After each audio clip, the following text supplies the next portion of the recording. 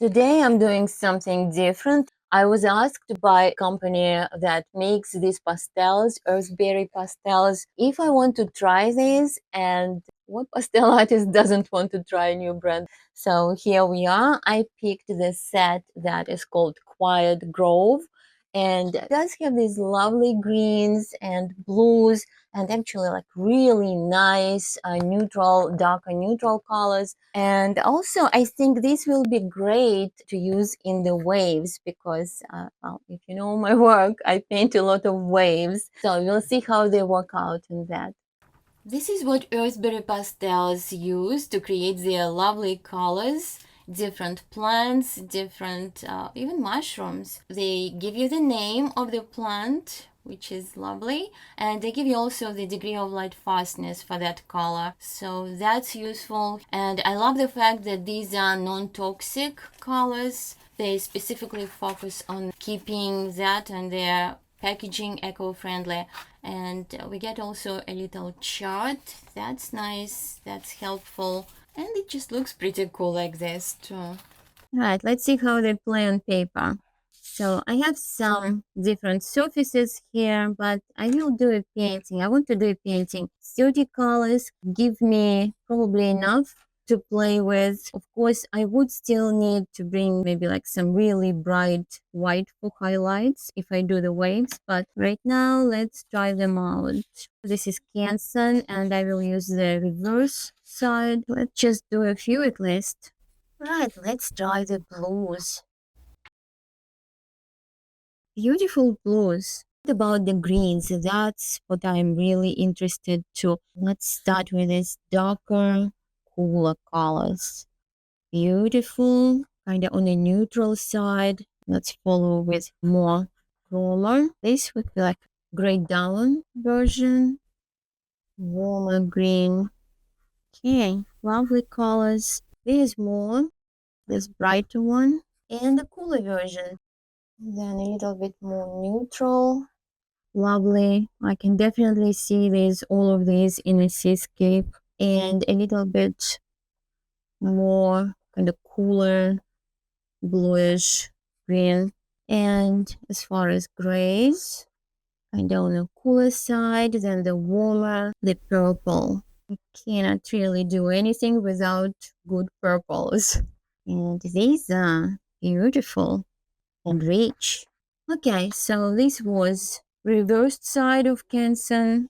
Beautiful colors go on paper nicely. What about layering on a non-sanded surface? Let's pick something that's close enough in value.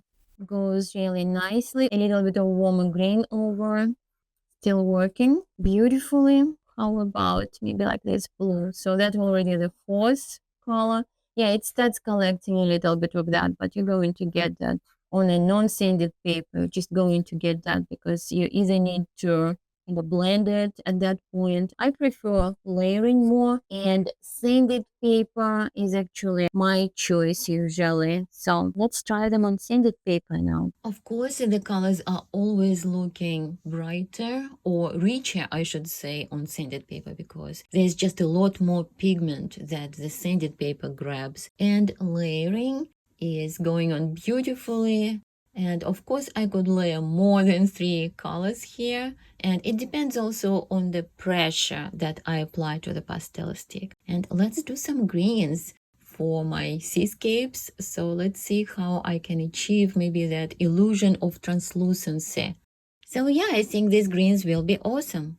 I think the best way to try the pastels is to see them in action. So I'm working here already on kind of setup base, and I'm working on pastel premier paper. It is, I think it's clay color, Italian clay, and it's sort of a mid-tone, somewhat darker beige maybe. And that's it. No underpainting like I would usually do. Here I'm just trying to see how the pastels themselves layer and without the underpainting color peeking through. So I already have the base, like I said, for the wave, for the foreground, and because of the colors in this set, I chose something like a sunset wave. Not really sunset, but with warmer colors in the greens. And I think it will work well with this set. So I don't have the brighter, whiter colors in it. It just wasn't part of it. And I will probably have to bring that in from the outside. Otherwise, I'm sticking with the colors that I have. And so far, with the beautiful greens in it, I definitely was able to set up the base of the wave, the thickness, the translucent part, and now this beautiful, beautiful purple blue definitely is awesome for the shadows, for the foam in the shadows, and also maybe some shadows on the rock, or maybe the sky reflecting into the wet rock. So that's lovely. And the distance, of course, that I have a little bit different blues going on there, but so far I was able to use the colors from the set for that, except maybe for that really, really darker, richer color in the rocks. That's just that unique Terry Ludwig color. And that's also a very nice edge in these pastels that I like. The nice flat shape, and that allows to have this nice sharper edge. I use my pastel sticks most often on the side, kind of creating these nice flat larger marks, and that one is perfect for that. Really like how it works out. So let's reflect that a little bit, maybe into the water. Yeah, it's not only the greens and the blues. I can also add some turquoise here. Of course, this is my very expressionistic version of the wave. I'm just trying to work fast, just kind of let the colors fly, interact with each other, see what happens. So it is fun. This type of work is fun, but it definitely got the energy, it got the light. And I was using this orange here. You can notice not only in the foreground, maybe like more of a sand popping through, but also in the wave itself and in the distance. I just wanted to bring that warmth that the waves have in the maybe like later afternoon. So that's what I'm shooting for. And here I'm using that probably one of the lightest colors in the set, kind of nice, very light orange, but still it's not very white. So it's allowing me to create that warmth on the edge of the wave, kind of the foam that is illuminated, sunlit, and it's really that warmer color. And then maybe I'll get the highlights, the brighter highlights on it. But it is a lot of layering. As you can see, there was a lot of layering definitely in the wave and in the foreground. Now I'm working on this, and it takes, the paper also takes it beautifully. I'm actually becoming quite a big fan of this paper, Pastel Premier, because you don't always have to use the underpainting like I would do with UArt. That one I probably would underpaint more often than not. But with Pastel Premier, you have this nice base beige mid-tone, and it's a warmer color as well. So I really like how it works as a base for a lot of landscapes, and you can see even for a seascape, it actually is working out. Now, if you'd like to get more detailed instruction on how to paint waves, particularly with the wet underpainting technique, I do have a few courses explaining that in detail with different examples of waves, different demos in my online school. I will put the link below for it and check it out. There's a single lesson and there are larger courses, so you can check it out and see if you might be interested in learning to paint the seascape and waves that way. Well, so far I've been limiting myself to only using the Earthberry Pastels that I'm testing. So this is an experiment in two ways: pastels, new brand of pastels, and the paper that's a little bit not something that I'm used to. And the only pastel that I was using outside of the set is a Cherry Ludwig, this rich intense dark color. So the ones that I have in the set, they are beautiful dark colors, but they are more neutral, but nonetheless really beautiful rich colors. So if I want to get that shadow area, that's where I went for Cherry Ludwig. So it's just something that is a go-to for me anyway, with different brands.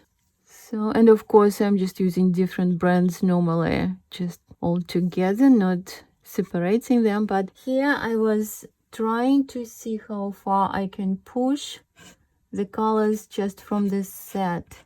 And I think I'm pretty happy how it's coming out. And I will be bringing more white, warm white, but lighter, even lighter than this, just for the final highlights. But right now, this foreground, just a little bit more of this lighter color. Again, this one is Earthberry, and this is an evening wave. And it was fun playing with that. And this set has 30 pastels, 30 colors. So if you're a pastel artist, you know it's kind of just enough probably to get somewhere. So I'm just trying to push them by layering, getting different variations of color and trying to get cooler, warmer variations. This is a beautiful glowing evening wave. So it definitely has a lot of warm color, but there's also a variation in coolness. Like there are some really warm glowing areas, and there are some that are a little cooler. I think I like them over here. So I think it's pretty much where I'm going to leave the wave. If I'm just sticking to these colors, maybe the background could be just a touch more developed, maybe with these blues in the distance. So maybe let's bring a little bit of that here into reflections in the rock. So let's get a little bit more of this foam rising on the surface of the water. So if I really need to emphasize the highlight, I would use even whiter. Again, it's kind of orange, but very light. So with everything I have here in the water, I can just add the highlights, and because this is the lightest value, it's going to sparkle. And immediately it makes it more alive. So these are the Earthberry Pastels that I'm trying out. And I like them a lot. That gave me that lovely glow, which if I want to push it further, I think I can still go in and increase that contrast. So for the rocks, it's a little bit more red, orange, but I think it still works. But let's add a touch of more brown color.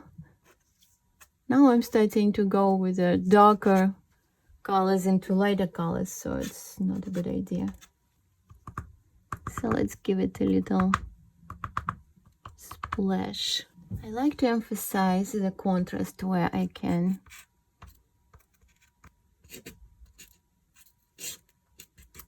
Okay, so that's my little test of these pastels. That's the shape.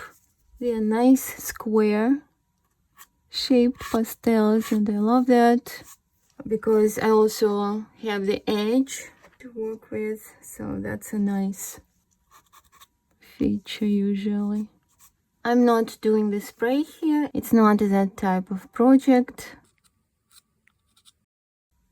All right, Earthberry Pastels. The project done almost exclusively with them.